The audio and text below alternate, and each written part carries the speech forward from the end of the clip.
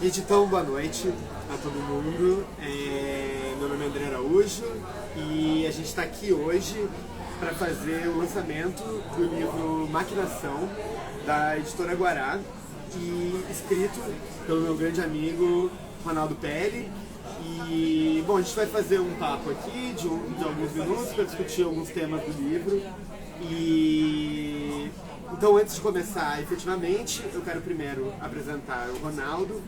O Ronaldo, ele é carioca, de Nova Iguaçu, é escritor, jornalista e também trabalha na academia, né? Um pesquisador de filosofia, está no doutorado, né? Na PUC-Rio, e publicou então esse livro excelente, recém-publicado, chamado Maquinação, que é uma ficção científica que se passa num futuro próximo, né, na cidade do Rio de Janeiro, e trata de um conjunto de temas próprios e caros da filosofia também, da ficção científica, que a gente vai discutir um pouco. Então eu já queria começar contigo aqui, Ronaldo, te perguntando essa primeira pergunta, que para mim é importante, eu acho que é importante para os teus leitores também, que é: por que a escolha da ficção científica em primeiro lugar? E também por que esta ficção científica específica, dentro das várias que poderia escolher, essa de uma espécie de uma distopia no futuro próximo? Eu acho que eu não escolhi a ficção científica, eu não sou um autor ou um leitor de ficção científica muito profissional. Eu costumo dizer que sou um livro, eu leio de tudo e a ficção científica também está lá. E esse livro começa, a primeira vez que eu escrevi Maquinação, a primeira frasezinha dele é feita em 2012. Eu tinha trabalhado numa revista, que mencionei que é o nosso papo offline aqui, que era a revista de história da Biblioteca Nacional, e eu tinha feito uma matéria sobre guerrilheiros.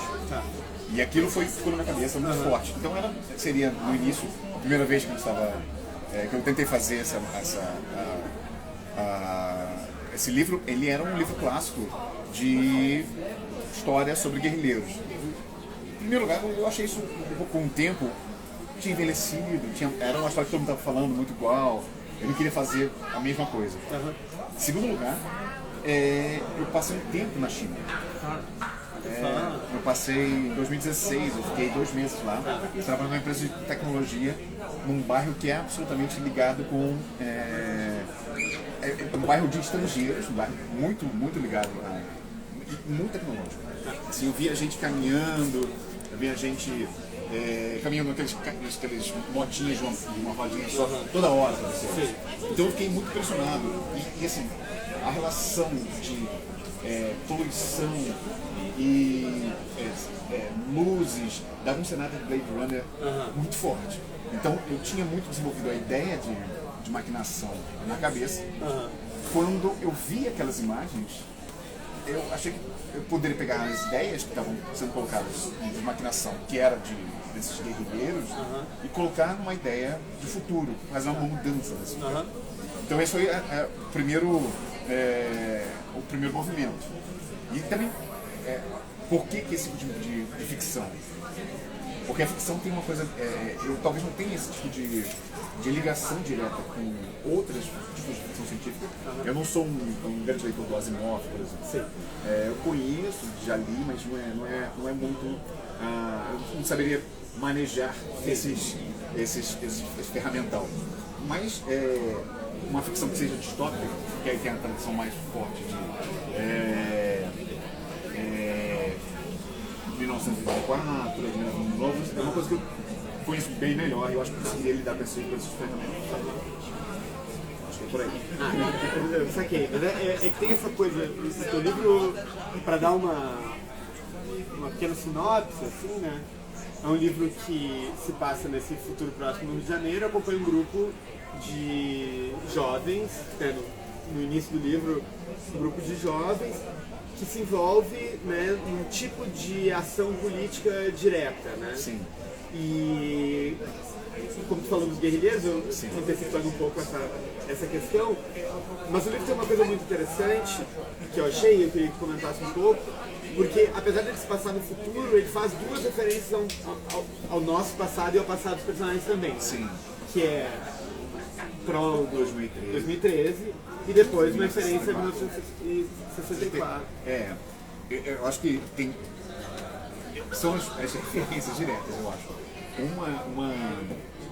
Acho que 2013 mexeu com todo mundo no Brasil. A gente está ainda vivendo 2013, né? A piada que faziam para 68 na França, fazem até hoje com 2013 também. Sim. E eu acho que, assim, claro que é horrível o próprio autor comentar sobre o seu próprio livro, mas eu costumo pensar... Estamos aqui para isso. Mas eu costumo dizer que 2013 é talvez a chave para entender esse livro. De certa forma, como se fosse os nossos piores pesadelos previstos em 2013 foram exagerados no livro. Sim. Tudo que a gente imaginava que seria... Se a gente reclamou de X, Y e Z em 2013, então se a gente não fizesse nada para melhorar o X, Y e Z, daria uma canção, de certa forma. Em 64, eu acho que é uma espécie de... também um tom da segunda parte do livro, quando eles começam a lidar mais diretamente com a questão política, com a ação direta. E aí, eu acho que era uma discussão, eu tinha lido muito sobre como foi a organização guerrilheira, a Helene, a Paul Lopes, esse pessoal todo. E isso eu acho muito curioso que existia uma espécie de uma utopia que estava acontecendo naquele mundo que não, às vezes era meio ingênua. E eu queria, de certa forma, mostrar isso também, como se aquilo fosse um diapasão, ou sei lá, o tom.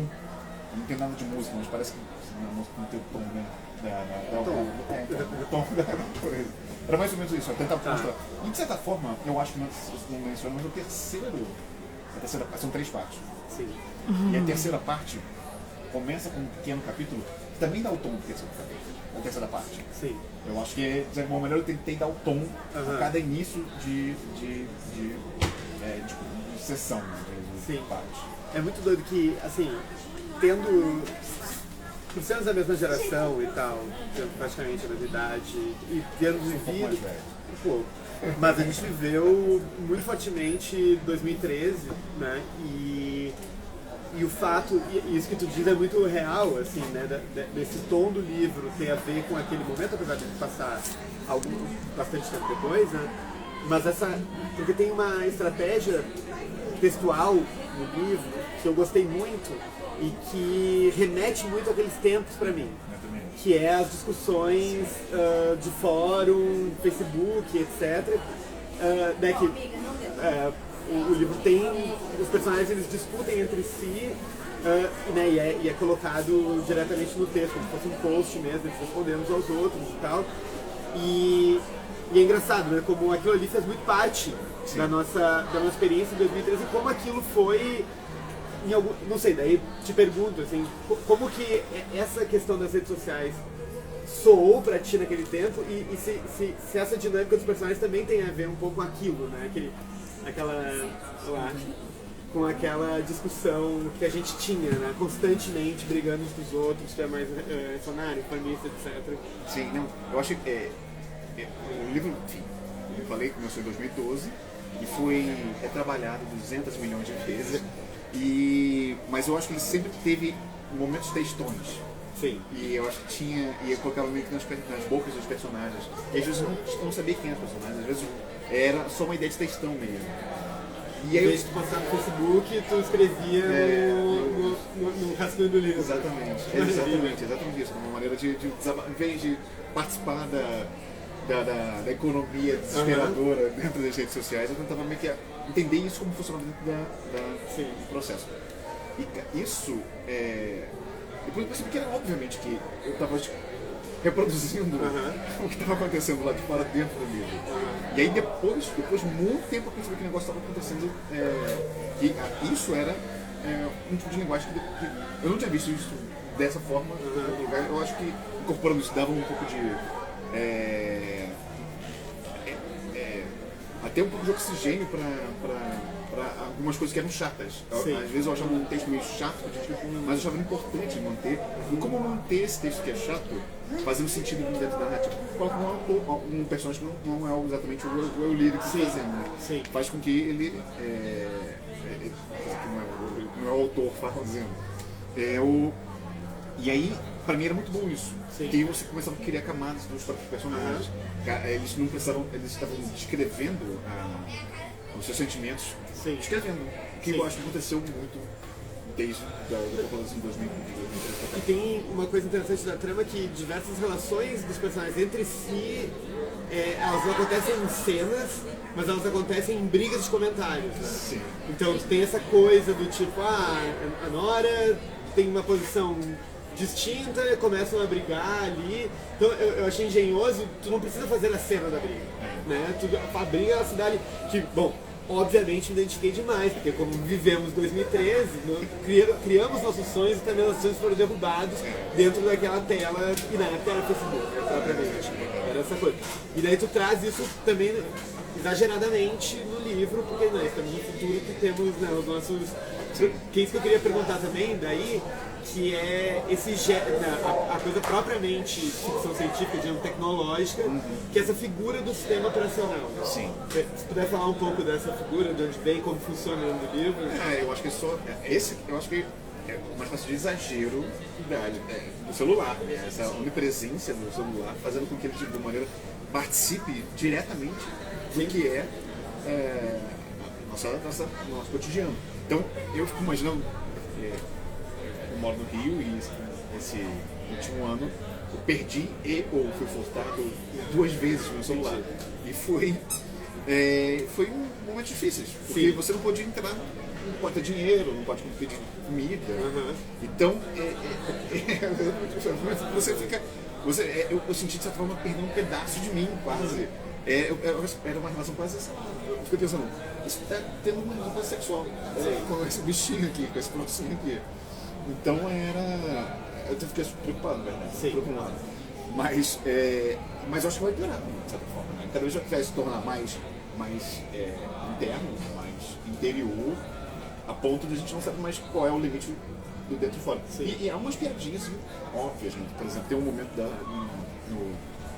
tem uma cena que a gente, né, no livro, as pessoas vivem totalmente com lentes que eles ficam filtrando as imperfeições e as feiuras do mundo, que eles consideram feiuras. Né? E aí tem um cara que fala, não, peraí, quero ver então o mundo como ele é. Aí desliga o filtro e ele vê o mundo e ele acha feio. E ele fala, não quero ver o mundo feio, por que não ver o mundo feio? Porque realmente, no ponto de vista dessa época, é uma discussão sobre por que eu quero ver pior, mas quem define pior? Essa é uma das discussões. Sim. Mas só um detalhe que você comentou, essas discussões de comentários de rede social, que era, obviamente, Facebook ali. Sim. Nosso futuro estava em jogo, em comentários de Facebook. Não, e tem os comentários privados que eu coloquei isso depois, na verdade. E quando transforma o negócio em comentário, claro que tem que ter um comentário privado, porque tem sempre alguém que faz uma fofoca. Claro. Tem sempre alguém fazendo uma coisa por baixo, tipo, claro. Porra, isso tá acontecendo, mas o que o cara tá fazendo, não sei o quê? Manda por baixo, por DM. Sim. Não, e é muito rápido, porque tipo, havia essa ideia de que... Eu lembro muito bem dessa discussão, depois a gente fala sobre a ação direta, mas assim, de postar um comentário no Facebook era um gesto político, porque tu não estava brigando com aquela pessoa que tu estava discutindo. Tu estava colocando um comentário que outras pessoas iam ver e tu poderia receber... Likes, dislikes. Likes, dislikes, exatamente. Ou seja, tu estava numa praça pública, né? Só que daí tem essa dimensão do privado, que é um pouco que a gente vive agora, que eu até estava comentando com a minha companheira, que o mundo ficou um pouco mais privado agora quando não tem plataformas públicas de divulgação de eventos, como era eventos do Facebook. Eu não sei o que está rolando, eu só sei pelo WhatsApp, então eu preciso ter relações pessoais pra me dizer, vai rolar tal coisa, festinha em tal lugar, etc. Que pra quem provavelmente não tinha Facebook na época, era a mesma reclamação. E daí parece que a gente fica, tipo, essa coisa do sistema operacional interno vem pra corrigir determinadas, como tu disse, né, coisas ruins do mundo, por exemplo, roubar teu celular. é um incômodo ficar sem celular. Se roubarem teu celular, mas tu tem um sistema operacional dentro, tá tudo bem, tu tem teus contatos, tu tem teu dinheiro. Então daí fica esse jogo meio esquisito, né? De ter ou não ter, o que custa, né? Porque eu acho que esse é um grande tema do livro também, né? Eu escrevi, assim, terceira vez que eu menciono isso, eu fiz desde 2012. E no meio do caminho eu fiz um mestrado lá e eu estudei muita relação da técnica. Na PUC? Na PUC do Rio de Janeiro. E tanto que o título vem daí. E havia uma quase vontade em certo momento, de demonizar a tecnologia, como se fosse ela grande culpada das coisas. E eu fiz um esforço danado para tentar evitar que ela se transformasse na única, assim, como se fosse assim, a nossa vida era perfeita, maravilhosa antes da tecnologia, antes dos celulares, e agora que temos celulares, ela é horrível. Sim. Enfim, não era Tu não tem uma posição tecnófoba, assim. Não, de jeito nenhum. Assim, mas eu acho que eu tenderia a ter. Tá. E aí eu fiz um esforço ativo para não fazer isso. E eu acho que seria muito óbvio, meio bobo esse tipo de... Obviamente não era bom antes, e obviamente isso tem os seus próprios problemas criados com a tecnologia. Sim. E você tem que ter as soluções que foram criadas a partir dali, mas não é o problema do mundo ao sistema operacional. Tanto que há uma discussão dessa no livro, né? Sim. Sobre acabar ou não os sistemas operacionais. Que é a discussão da ação direta, efetivamente. Que parece ser um problema que é uma coisa que me interessa muito, que é o problema, como endereçar o problema político de fato, né? Porque agir politicamente precisa ter um endereço em algum nível, né? E eles não sabem, né? Sim. Me parece que, assim, eu acho que isso, mas meus leitores, coitados, meus amigos que viraram leitores do caminho, fizeram betas, os famosos betas. Proofreaders. E eles, uma amiga minha falou, olha, eu acho que o livro é perfeito, maravilhoso, fiquei empolgadíssimo, mas eu acho que isso não apresenta nada, de novo, do ponto de vista político. Eu falei, porque eu acho que primeiro, não era essa a intenção, não era tentar fazer uma espécie de agora eu vou solucionar os problemas do mundo com esse livro. Mesmo sou eu para fazer isso. E dois, porque eu acho que essa era uma quer dizer, o 2 que dava aí 2.1, 2.2. O 2.1 que era uma discussão que tinha em 2013, ou seja, as pessoas também não sabiam muito bem o que fazer, elas queriam fazer, mas estavam meio atrapalhadas, fazendo meio no meio do caminho, aí se caía no chão e se levantava e fazia. E tem também, são muito jovens, né? São 4 personagens principais que vão de 18 a 21 anos dentro do livro. Então, assim, eu acho que com 18 anos, mesmo no futuro, a pessoa não tem muita ideia. Pois é, e é engraçado que tem essa coisa de estarmos perante um mundo supostamente bastante novo, com problemas tecnológicos que não haviam até determinado momento, e as soluções que aparecem no livro, os questionamentos que eles se colocam, são os questionamentos que se coloca de 64 a 2013 a que é uma violência positiva, né? Ou até qual é a linha que podemos seguir? Porque me parece que a violência é um tema importante. Sim. Né? Tá aqui, em vários lugares. Em vários lugares, exatamente. Do mais público ou político ao mais íntimo, privado, né? E isso é um tema que eu queria tratar diretamente, assim, a questão da violência. A violência política e como tu vê isso nesse... como você mencionou, o livro começa numa passagem retratando uma cena que eu presenciei em 2013. Eu lembro que eu estava conversando com um amigo que trabalhava numa revista e ele falou, cara, se você tiver alguma aí, você presenciar, era o famoso 19 de junho. 19 de junho, 2 dias antes do meu aniversário, bom, esses dias. Assim, no Rio foi um dia gigantesco. Eu acho que deu 1 milhão de pessoas no Rio. O 19 foi o Congresso Nacional foi 20, né? O 19 foi que a galera foi até aqui no Rio, a prefeitura, que atende pela alcunha de Piranhão, do Rio de Janeiro. E da prefeitura, as pessoas, assim, para chegar na prefeitura do Rio, a principal avenida é a Presidente Vargas. E a Presidente Vargas são muitas vias, são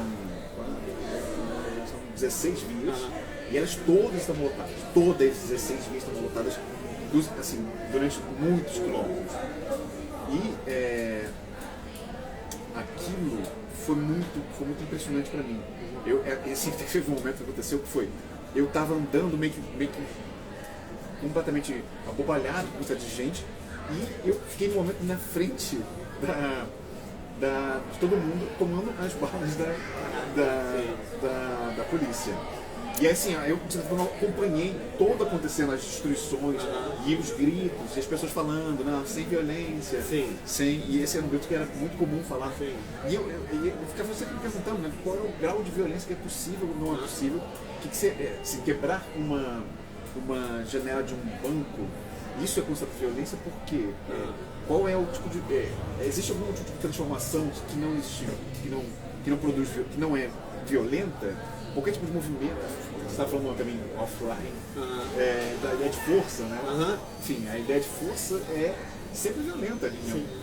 Alguém vai ter um emissor, tem um receptor, e alguma coisa vai ter... Vai coisa. Alguém vai ser empurrado. Em algum momento. Então não é. E eu não acho que é fácil de resolver isso. Então eu quis colocar isso como questão. E se você perceber, eu acho que, fico brincando que os personagens são pontos cardeais. Eu acho que bom. Ou não posso também fazer também como. Aí eu falo para quem gosta de astrologia, também são quatro elementos: fogo, terra, água e cada um deles acaba defendendo uma posição um pouco antagônica à outra. Exatamente. E de alguma maneira, quando eles têm a discussão principal das duas protagonistas femininas, que é a Nora e a Joana, elas ficam nessa questão entre uma defende a violência quase como se fosse a solução para todos os problemas, e outra defende não ter violência como se isso fosse a solução dos problemas. Aparentemente, nenhuma das duas parece ser soluções. Então, mas eu acho interessante ter esse esgarçamento dos dois lados para a gente ver que, vamos ver como funciona dessa maneira. Né? Sim. É curioso como a gente pode pensar até essa coisa, o que aconteceu de 2013 até o momento em que os eventos do Livro se passam, que é o conjunto de violência que fomos sofrendo de maneira devagar, uma velocidade, ou de baixa intensidade, digamos assim, né? Porque tem essa coisa, imagina, pensa em 2013 lá, chega um cara e diz assim, todos vão botar um sistema operacional dentro da própria cabeça e tu vai ver o mundo através de filtros. Isso ia ser uma rebelião. Ninguém ia deixar sofrer uma violência tão grande contra a sua, sei lá, sua percepção de mundo, individualidade, etc. Agora, passam 20 anos, né? E isso ninguém vê como uma violência. Já foi 10, né? Então, já foi 10, exato. Então, né, tem essa coisa também do grau de intensidade, né? Porque uma coisa é um atentado, que tem um grau de intensidade temporalmente curto, mas um efeito de violência talvez não tão intenso. Entretanto, uma transformação perceptível de ordem tecnológica tem uma intensidade baixa, temporal, mas violentíssima. Porque se tu pega de um dia para o outro, parece que, tipo assim, arrancaram meu cérebro e botaram outra coisa no lugar. Mas repara, eu comentei anteriormente com relação ao celular, como eu fiquei faltando um pedaço de mim. E assim, certamente há 10 anos eu não era essa pessoa. E é isso, a gente vive hoje em dia fotografando, colocando, e internet, toda hora. Eu lembro, 20 anos talvez, tinha talvez um pouco menos, 15, Campus Party, eu falando, né? Claro. Então, eu frequentei Campus Party. Eu lembro uma vez uma pergunta que me fez assim, você fica quanto tempo conectado? Nossa. Aí as pessoas falam assim, como assim? Fico todo o tempo conectado. Claro. E aquilo foi mesmo Sim. Como assim? Você fica todo tempo conectado? Que era uma coisa esquisita, né? Agora, por exemplo, agora a gente tá aqui conversando, né? Tipo assim, mesmo numa interação pessoal, tem essa ordem de segundo grau de conectar. Tô olhando meu celular, mas querendo ou não, estamos... Não, quero olhar, né? Quanto tempo eu não olho meu celular? Então, pois é, a pipadinha, né, famosa.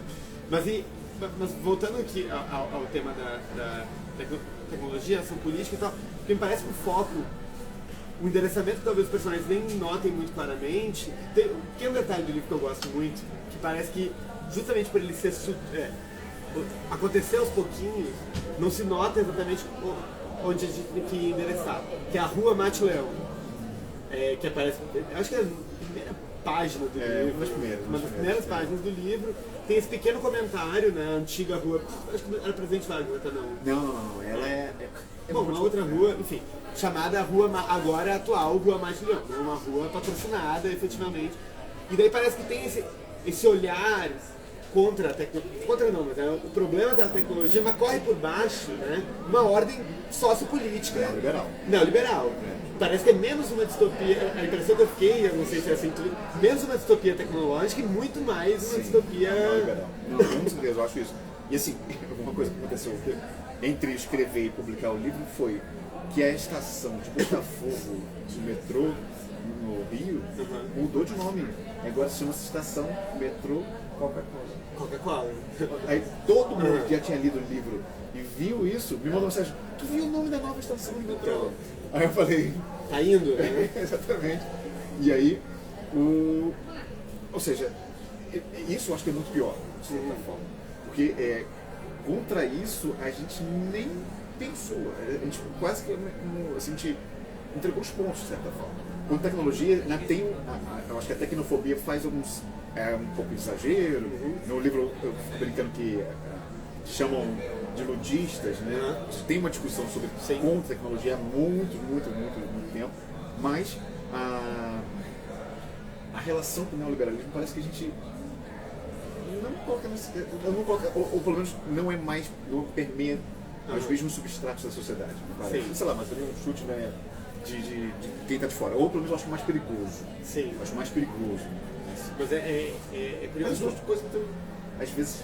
Não, então eu ia falar, porque o teu livro me remeteu, mas agora falando como nerd científica, que eu também acho que é importante, porque tem um livro do Philip K. Dick, que é o Bic, né? Sim, enfim, que parece ser ali um companheiro interessante, porque ele ao mesmo tempo, o Bic ele tem esse verniz de que estamos discutindo tecnologia, só que na verdade ele está discutindo sociedade de consumo, né? E sociedade de controle também, até meio Avant la lettre, assim, me parece, o K. Dick estava com uma intuição interessante, entendendo que consumo igual controle em algum nível e tal. E eu fiquei com essa questão, mas o teu livro parece ser muito mais voltado, pelo menos me parece isso, né? Essa discussão dos personagens, voltada a uma coisa do controle, mas o mundo em torno deles está se demonstrando de outra ordem, assim, uma ordem liberal. Tem uma cena do livro que pra mim que nem uma cena tão importante, né? Logo no início do livro, que é a cena dele ter que comprar a saída de casa, né? Sim. Isso pra mim era tão interessante. E de uma maneira é isso, né? Como se você fosse... no livro tem essa questão da geografia da cidade. Sim. Então, no Rio tem essa visão muito forte, muito clara. É como se fosse uma espécie de exagero atualmente. É isso, você tem que comprar sua passagem, talvez nem seja exatamente com dinheiro, mas com classe social, status, cor de pele, essas coisas. Acho que o livro fala sobre isso, tenta abordar. Essa coisa do Rio é muito forte, né? Era um objetivo muito claro, de fez uma pesquisa do Rio de Janeiro propriamente. Eu tentei, nas primeiras versões, não falar de nenhum lugar, era uma tentativa de fazer mas eu acho que o Rio, infelizmente, eu estava pensando sobre isso, ele durante muito tempo foi uma espécie de metonímio do Brasil. Agora ele é uma espécie de caricatura mal feita, né? Então, e a gente continua exportando alguns modelos, digamos assim, de governabilidade para o país. E eu acho que se falar dele de alguma maneira é falar do país. Infelizmente, não sei se... Infelizmente no sentido que consegue resumir pouco e fala bastante. É claro que tem umas particularidades muito cariocas, né? Enfim, eu tô aqui em São Paulo e tem a diferença muito grande que, por exemplo, para mim é, sabe como é exatamente, sobre como o Rio tem uma coisa meio de símbolos de nobreza, né? Parece que tem umas famílias que são nobres e o resto é meio plebeu. Enquanto em São Paulo parece que o capitalismo funciona, que é se você, a galera acredita de uma maneira, não necessariamente que ela funciona na verdade. O caô, caô capitalista. Caô capitalista, a galera acreditou melhor. Sim. E parece que as pessoas acreditam que se trabalhar ganha dinheiro. Sim. Enfim, mas aí a particularidade de São Paulo, quando que no Rio Nossa, não tem bem isso. A galera vai querer preferir, sei lá, no final de semana. Mas é que eu acho que São Paulo tem um outro lado também, né? Que isso produz uma base de proletariado, que a galera acredita também como trabalhador. Sim. Por outro lado, tem esse vínculo que no Rio é bem menor, nesse sentido. Eu estava falando ontem com uns amigos que a grande força do esquerda no Rio sempre foi o brisolismo. Né? Ou seja, tem 40 anos, mais ou menos. Literalmente, O Brizola ainda apareceu em 82. E o Brizola, de certa forma, já anacrônico enquanto vivo e ainda mantém-se, mas enfim, não é outro. Não, mas tem uma coisa que é legal do livro, pra gente terminando, então. É verdade. Que essa coisa das facções. A última pergunta, então. Que é essa exacerbação das facções, né? Então tu tem diversas facções que até se organizam politicamente e ativamente no Rio, nas facções políticas, né? Os neoliberal, os catastrofistas, os apocalípticos e tal, que se organizam como tribos quase. Assim. Não, eu acho que isso é quase uma brincadeira, na verdade. Eu acho que não é. Porque, assim, até os nomes são meio caricaturais, de alguma maneira, para parecer que, tipo, não acredito que seja assim, de certa forma, mas eu acho que eu acho que todos os nomes são meio caricaturais, até o grupo Resistência, que era um nome que era muito falado em 2013, de certa forma. Resistir é existir. E aí eu acho que é uma maneira de voltar a isso. E eu acho que, assim, quando apareceu a pandemia, por exemplo, eu achei que, ou em 2016, com a subida da extrema-direita, eu pensei, cara, errei muita coisa. Errei, mas ao mesmo tempo eu acho que acertei, quer dizer, na verdade, eu acho que o neoliberalismo ainda ele se adapta até às catástrofes, até a extrema-direita, e ela não se importa. Basicamente, ela é uma coisa que é um organismo plástico não é bom por causa da máquina plástica, mas enfim. É um organismo que se adapta às situações para capitalizar mais. Sim. Tá. Então, Ronaldo, queria te agradecer primeiro por esse papo maravilhoso e gostaria que tu lesse um pedacinho do livro para. Eu vou ler um pedacinho que eu li no Rio e eu acho que funcionou. Que é um pedacinho de. Que não tem muito spoiler, mas eu acho que ele representa bem a ideia do livro, me parece. E ela, na página 26, um capítulo que chama-se A Transição. Começa assim: o humano se magnificou. Marco Augusto reflete em seu quarto, sozinho, enquanto joga deitado uma partida de ping-pong virtual com um garoto chinês de 12 anos. Ri da palavra inventada, orgulhoso de si mesmo.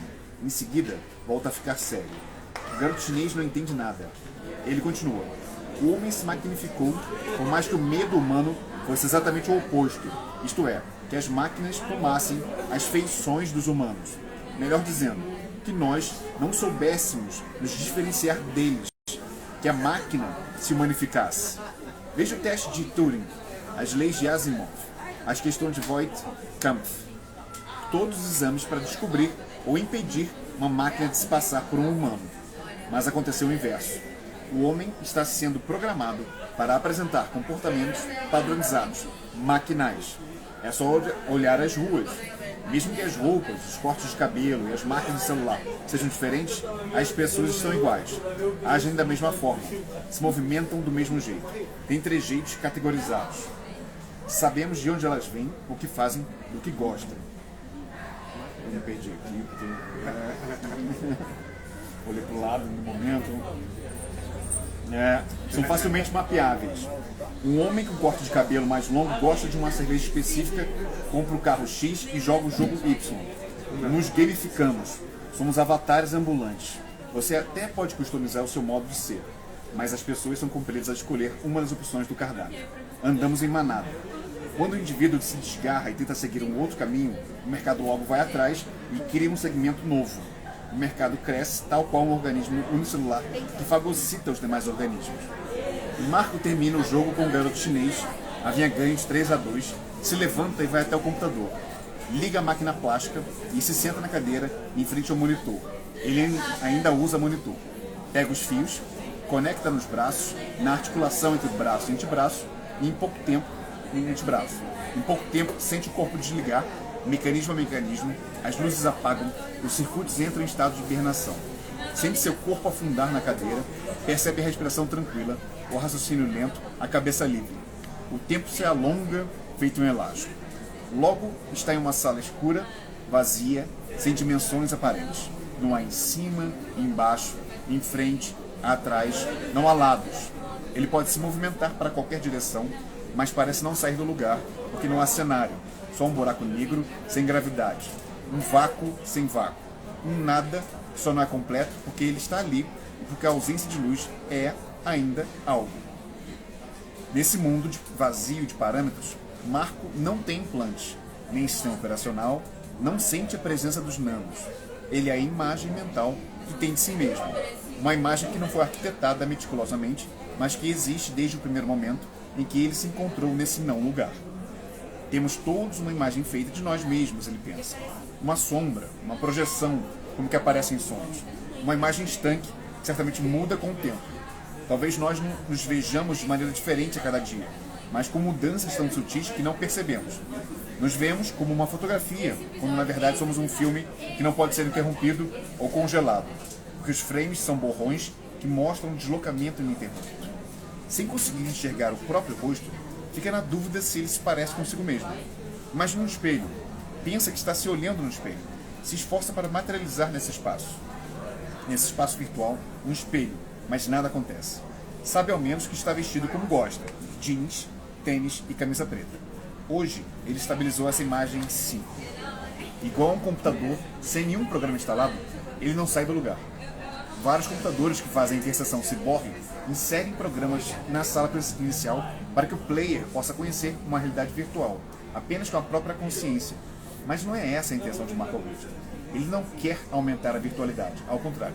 Ele só quer ficar ali, quieto, calmo, sem precisar fazer nada para ninguém. Com o tempo e o espaço dilatados, ele só quer se desligar.